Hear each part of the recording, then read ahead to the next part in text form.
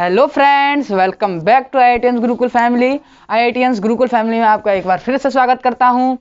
तो पिछले लेक्चर में हमने पूर्ण संख्या पढ़ी थी, पूर्ण संख्या पर आधारभूत कुछ संक्रियाएं होती हैं वो पढ़ी थी, और एक के गुण पढ़े थे, जीरो के गुण पढ़े थे, और विभाज्यता क्या होती है वो पढ़े थे, और उसके ऊपर जो नियम होते हैं वो पढ़े थे। तो अब हम पढ़ेंगे 4 से विभाज्यता का नियम। हमने 3 तक विभाज्यता का नियम सीखा था, अब पढ़ेंगे हम 4 से। 4 से विभाज्यता का नियम क्या होता है? 4 से विभाज्यता का नियम ये होता है कि हमें एक कोई संख्या दी गई है और इसके हमें इकाई और दहाई अंक देखने होते हैं। इसके हमें इकाई और दहाई अंक देखने होते हैं। तो इकाई और दहाई क्या है इसका? 3 और 2 यानी कि 32। 32 में हम 4 से भाग देंगे तो कितना आया?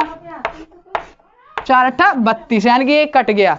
ये क्या हो गया? कट गया। इसका मतलब ये हुआ कि ये पूरी संख्या 4 से कट जाएगी।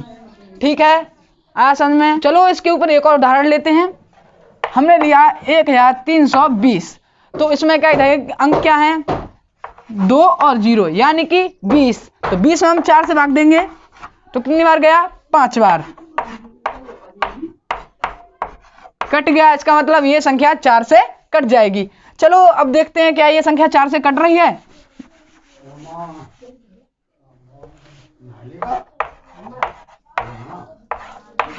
अब हम देखते हैं क्या ये संख्या 4 से कट रही है। तो 4 12 कट गया। क्या बचा? 0। 0 को हम यहाँ उतार देंगे। तो इसका मतलब ये हुआ कि ये हमारा विभाज्यता का नियम सही है। और हमें भाग से हमें कितना टाइम लगा, और हमने जब इसे नियम से किया था, विभाज्यता के नियम से, तो हमने देख कर ही बता दिया था कि ये 4 से विभाजित है। चलो अब 5 के विभाज्यता के नियम की तरफ चलते हैं। उम्मीद करता हूँ ये आपको समझ में आया होगा।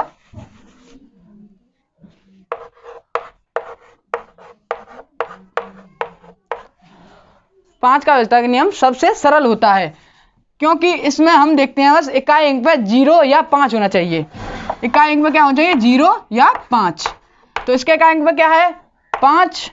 तो 5 है, तो ये क्या हुआ? ये संख्या कट गई 5 से। चलो इस पे एक और उदाहरण देखते हैं। हमने ली 3660। तो अब इसे हम 5 से काट के देखते हैं। पहले तो ये 5 से कट जाएगी, क्योंकि इसके अंक पे क्या है? 0। तो ये 5 से कट जाएगी। अब इसे 5 से हम भाग के नियम से काट के देखते हैं। सॉरी, 5 सत्ते 35, कितना बचा? 1, 6 उतारा, 5 तिया 15, क्या बचा? 1 उतारा 0, 5 दूनी 10, 5 दूनी 10। ये संख्या भी हमारी कट गई। तो इसका मतलब ये हुआ कि हमारा 5 का नियम भी सही है। नियम की तरफ चलते हैं। 6 का नियम क्या होता है? हमने 2 का नियम और 3 का नियम सीख लिया है। तो 6 का नियम ये होता है कि कोई संख्या हमारी 2 से और 3 से, यानी कि 2 से और 3 दोनों से कटनी चाहिए। ऐसा नहीं है कि ये संख्या बस 2 से कट जाए तो 6 से कट जाएगी, नहीं, ये दोनों से कटनी चाहिए। ये दोनों से कटनी चाहिए, तब वो संख्या 6 से कटे। इसके ऊपर एक उदाहरण लेते हैं। तो हमने उदाहरण लिया 9330। इसके ऊपर हमने एक उदाहरण लिया 9330। तो 2 से हमने देखा कि ये 2 से तो कट जाएगी, क्योंकि इसके अंक पे क्या है? 0। तो ये संख्या 2 से कटेगी। अब हम देखते हैं क्या ये संख्या 3 से भी कटेगी। 3 से कटने का नियम क्या था? कि किसी संख्या के अंकों को जोड़कर उसमें 3 का भाग देना। तो अब इसके अंकों को जोड़ेंगे, तो 9 + 3 + 3 + 0। 9 + 3 + 3 0 कितना? अब कितना हुआ? 3 और 3 कितना हुआ? 6। 6 और 9 कितना हुआ? 15। 15 और 0 15।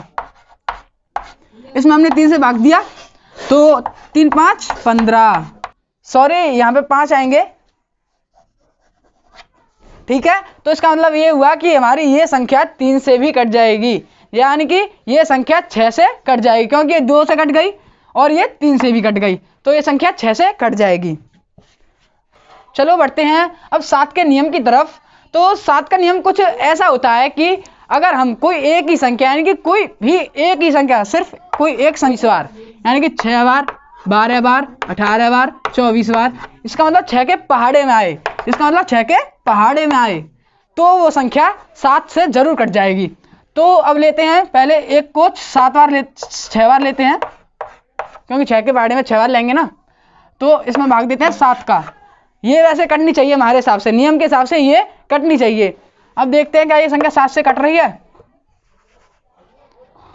7 एकम 7, कितने बचे 4, 7 7 पन्ना 35, 7 पन्ना 35, कितने बचे 6, 7 7 8 56, 7 8 56, सॉरी 56,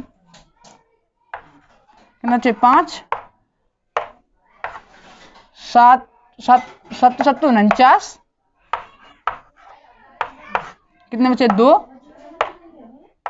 और 7 या 21। तो देखा आपने कि ये संख्या 7 से कट गई। इसका मतलब ये हुआ कि कोई एक संख्या 2 3 5 कोई भी एक संख्या अगर 6 बार 12 बार 18 बार 24 बार ... 60 बार कितनी बार आए तो वो संख्या 7 से जरूर कट जाएगी। तो उम्मीद करता हूँ कि आपको ये समझ में आया होगा। तो यार समझ में आ रहा है तो यार लाइक कर दो वीडियो को और चैनल को सब्सक्राइब कर दो। अब चलते हैं हम 8वें नियम की तरफ।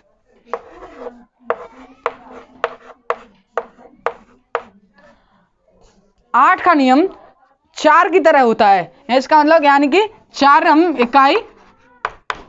हम क्या करते थे, इकाई और दहाई लेते थे। 4 में हम क्या करते थे, इकाई और दहाई लेते थे। लेकिन 8 में हम क्या करेंगे, इकाई दहाई और सैकड़ा भी ले लेंगे। यानी कि हम एक संख्या लेते हैं, इसमें इकाई दहाई सैकड़ा क्या है 880 यानी कि 880। इसमें इकाई दहाई सैकड़ा क्या है 880। तो हम इसमें क्या ले रहे हैं, इकाई दहाई सैकड़ा। तो अगर हम इसे 8 से काट दें, अगर ये 8 से पूरा कट गया तो ये संख्या 8 से जरूर कट जाएगी। तो ये संख्या क्या होगी, 8 से जरूर कट जाएगी। चलो भाग देकर देखते हैं इसमें।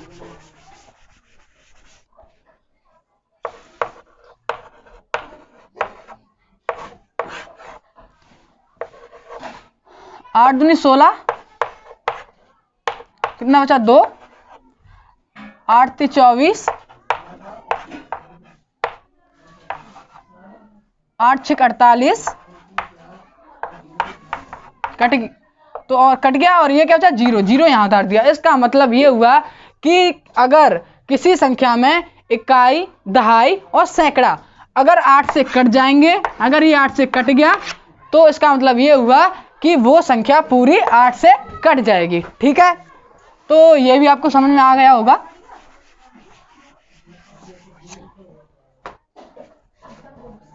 अब बढ़ते हम 9 के नियम की तरफ। अब बढ़ते हैं 9 से। 9 से कैसे कटती है संख्या, और 9 से जो नियम है वो भी बिल्कुल 3 की तरह है, बिल्कुल 3 की तरह।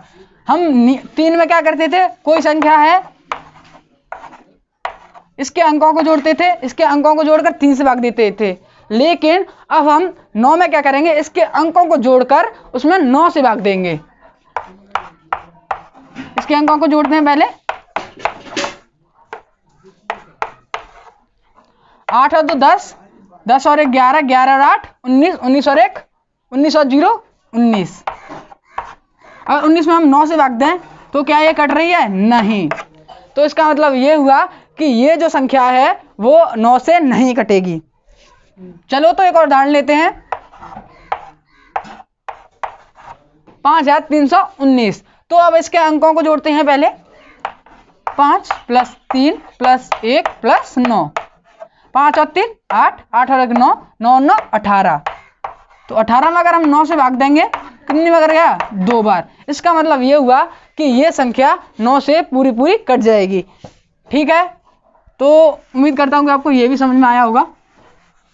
10 के नियम की तरफ। 10 का नियम थोड़ा 5 की तरह होता है, क्योंकि 5 के नियम में क्या होता है कि इकाई अंक पर अगर 0 या 5 हो, 5 के नियम में क्या होता है, इकाई अंक पर अगर 0 या 5 हो तो वो संख्या 5 से कट जाती है। और 10 के नियम में क्या होता है, सिर्फ 0 होना चाहिए तो वह संख्या 10 से पूरी तरह कट जाती है। तो अब चलो एक उदाहरण लेते हैं। तो ये नियम के हिसाब से तो ये संख्या कटनी चाहिए, क्योंकि इसका इकाई अंक क्या है 0। तो ये नियम के हिसाब से क्या होनी चाहिए, कटनी चाहिए। तो चलो इसे भाग भी करके देख लेते हैं।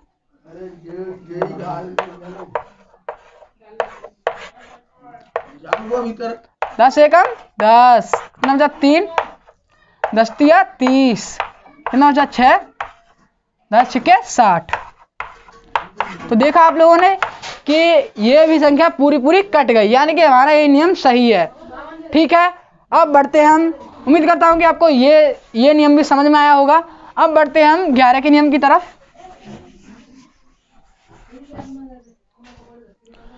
तो 11 के नियम में थोड़ा ध्यान से समझना। 11 के नियम में बहुत मतलब ज़्यादा कठिन नहीं है, लेकिन ध्यान से समझना। तो 11 के नियम में होता ये है कि हमें कोई संख्या दी गई है, तो उसके संख्या के जो स्थान सम और विषम स्थान हैं, उसके अंकों का पहले हम योग करते हैं। पहले सम स्थानों का योग करेंगे, फिर विषम स्थानों का योग करेंगे। सम स्थान और विषम स्थान के अंकों का जो जोड़ आया है, उन दोनों के जोड़ को आपस में हम घटा देते हैं। अगर वो घटाया हुआ आंसर जो उत्तर आया है हमारा, वो अगर 11 से कट जाए या 0 आए, तो वो संख्या 11 से कट जाएगी। मुझे पता है कि आपको अभी ये समझ में नहीं आया होगा। हम उदाहरण लेते हैं एक, तब अच्छी तरह से समझ में आएगा। तो हमने एक उदाहरण लिया 13,574, हमने एक उदाहरण लिया। तो अब इसमें हम पहले देखेंगे कि सम स्थान और विषम स्थान कौन से अंक हैं। पहले एक ये हुआ पहले पे इकाई, 2 यानी कि 2, दहाई, सैकड़ा यानी कि 3, और 1000 यानी कि 4, और 10,000 क्या हो गया 5। ठीक है, तो इसमें हमारे पहले स्थान पर 4 है, दूसरे स्थान पर 7 है, तीसरे स्थान पर 5 है, चौथे स्थान पर 3 है, और पांचवें स्थान पर 1 है। तो इसमें सम स्थान कौन से हैं, 2 और 4। 2 और 4 इसमें सम स्थान हो गए।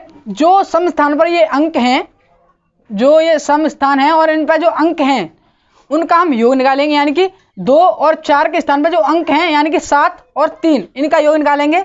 तो सम स्थान पर कौन से अंक हैं, सम स्थान पर अंक हैं 7 और 3। 7 और 3 हमने इनका योग निकाल, यानी कि जोड़ेंगे ना दोनों ने। 7 और 3 कितना हो गया 10।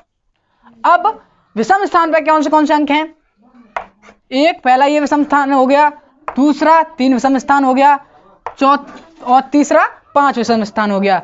यानी कि इन पर अंक कौन से हैं, 4, 5, 1। तो विषम स्थान के अंकों का योग निकालेंगे, यानी कि 4 + 5 + 1। अब हम इन तीनों को जोड़ेंगे। जोड़ के अगर 4 और 5 कितने हो गए, 9, 9 और 1 10। अब इन दोनों के जो हमारे सम और विषम अंकों के योग आए हैं, यानी कि इन दोनों का जोड़ जो आया है, इन दोनों को हम आपस में घटा देंगे।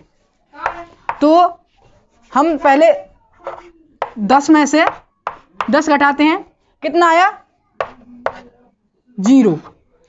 तो इसका मतलब ये हुआ कि ये जो संख्या है वो 11 से कट जाएगी। और ये अभी आपके थोड़ा कम समझ में आया होगा, तो इसे पीछे दोबारा देख लें, क्योंकि ये बहुत महत्वपूर्ण है, यानी कि ज़रूरी है। तो इसे दोबारा से देख लें। द्विधाई संक्रियाएं वे संक्रियाएं होती हैं कि उसमें कोई मैथ का हमें चिन्ह नहीं दिखता, यानी कि इसमें माइनस, प्लस, भाग, गुणा, इसमें कोई हमें द्विधाई संक्रिया में नहीं होता। और जो गुणा होता है उसकी जगह हम स्टार लगा देते हैं, और भाग होता है उसकी जगह हम ये लगा देते हैं। जैसे आपने बहुत जगह देखा होगा कि 3 में भाग दे रहे हैं 4 से, ऐसा आपने बहुत जगहों देखा होगा। तो बस द्विधारी संक्रियाएं यही होती हैं कि उनमें बस अलग चिन्ह आ जाते हैं इन चिन्हों को छोड़कर, यानी कि गणितीय चिन्हों को छोड़कर। तो मैं कुछ आपको जरूरी बात बताना चाहता हूँ जो आपको हमेशा याद रखनी है, आप उसे नोट भी कर सकते हैं। तो पहली बात है कि आप ये तो जानते ही होंगे कि कोई भी संख्या है, को चाहे वो 1 अंक की हो या 10 अंक की हो, उसमें इकाई अंक तो जरूर होता है। क्योंकि अगर मैंने कोई एक 10 हमने ली 10, तो इसमें इकाई अंक क्या हो गया 0। और मैंने अगर कोई एक अंक की संख्या भी ली ना, यानी कि एक भी लिया, तो इसमें इकाई अंक है वो है एक, क्योंकि अगर मैं इसके आगे 0 लगा दूं तो एक तो ये रहेगी, लेकिन इसमें इकाई अंक क्या है, 1। तो उम्मीद करता हूं कि आपको ये समझ में आया होगा। तो आप लोग इसे नोट कीजिए कि प्रत्येक संख्या में इकाई अंक अवश्य होता है, ठीक है। चलो अब दूसरी चीज ये बहुत जरूरी है। तो अगर हमें कुछ संख्याओं का गुणा करने के लिए दिया गया हो, तो अब हम लोग सोचेंगे कि ओ भाई कितनी बड़ी संख्या है, अब इनका गुणा करें, क्या करें। तो मैं आपको एक बात बता दूं कि अगर कहीं गुणाओं में 0 का गुणा हो रहा हो, कहीं भी 0 का गुणा हो रहा हो, तो उस संख्या का आंसर, उसका गुणनफल यानी कि उस गुणा करके जो आंसर है उसका 0 आएगा, ठीक है दोस्तों। ये लेक्चर यहीं खत्म होता है। अगले लेक्चर में हम इस चैप्टर के क्वेश्चन आंसर लेकर आएंगे, और हो सके तो तुम खुद से करके देखना क्वेश्चंस को। और अगर आप लोगों को ये वीडियो पसंद आई हो तो इस वीडियो को लाइक करो, चैनल को सब्सक्राइब करो और अपने IITians गुरुकुल फैमिली को बढ़ाते रहो। Thank you.